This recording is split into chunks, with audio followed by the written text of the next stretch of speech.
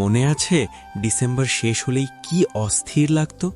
আরে নতুন বইয়ের কথা ভাবতেই ঘুম আসতো না। আমার এখনো মনে আছে বইয়ের প্রথম পাতায় বাবার হাতের লেখা। নতুন স্কুল, ড্রেসটা এত বড় হতো যে হাঁটলে হাঁটুতে লাগত। আর নতুন জুতো 2 দিন পায়ে দিলে যে ব্যথা পাইতাম তবু খুলতাম না। তখন কষ্ট ছিল, কিন্তু মনটা কত হালকা ছিল রে বন্ধু। স্কুলে প্রথম দিন কেমন ভয় লাগতো মনে আছে? হ্যাঁ রে, বেঞ্চে বসে কারো দিকে তাকাতে পারতাম না। আর টিফিনের সময় বন্ধু হওয়া শুরু। তারপর সময় এমন দৌড় দিল যে বুঝতেই পারলাম না কবে যে এত বড় হয়ে গেলাম। পরিবারের দায়িত্ব, কাজের চাপে সব মিলিয়ে শৈশবটা কোথায় হারিয়ে গেল বুঝিনি। এখন তো সব আছে, কিন্তু সেই দিনগুলো নেইলে।